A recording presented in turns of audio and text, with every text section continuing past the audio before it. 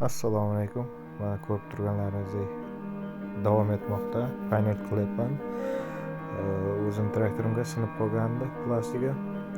Bir hafta vaqt sarfladim. Mana shuni bo'kishga, kesib, formalarni berishga bir hafta vaqtim ketdi. Keyin prixvatkadan keyingi holati bu.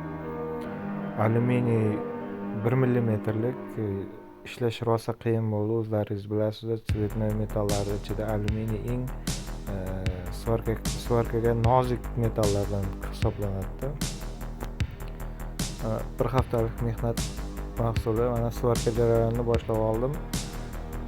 Kuzatib baho beringizlar. O'ng qo'lda ham, chap qo'lda ham e'tibor bersalaringiz svarka qilingan. Qani ko'ramiz, kimlar mana shunday svarka qila oladi ekan.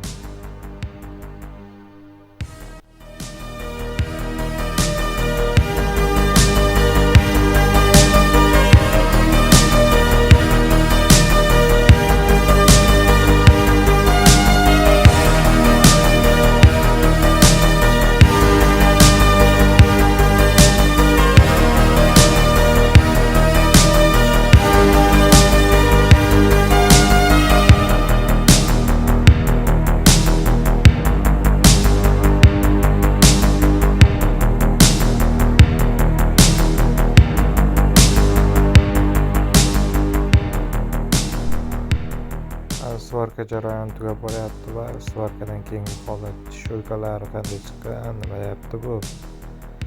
Qo'ldan kelgancha harakat qildim. Kamera baribir живой ko'rgandagidek taassurot qoldira olmaydi, ko'rsatib bera olmaydi. Buni albatta живой ko'radigan bo'lsangiz, umuman boshqacha ko'rinadi. Kamerada qandaydir boshqacha. Qo'ldan kelgancha har bir shoxlarni idealni qilishga harakat qildim. Mana shunday chiqdi.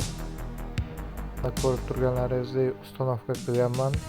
Va chap tarafida xuddi mana shunday plastik panel o'ng tarafiniki sinib ketgani uchun servisga berilgan. Servisda bolalar sindirib tashlaganda buni chiqaraman deb.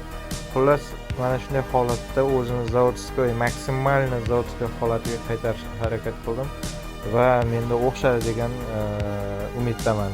Baholaringizni berasizlar, kommentariyada qoldirib ketingizlar qanday chiqqanini. Mana shunday eksklyuzivniy detallar qilishda davom etaman. Agar qiziqarli bo'lsa sizga bemalol kuzatishingiz mumkin men kanalim orqali.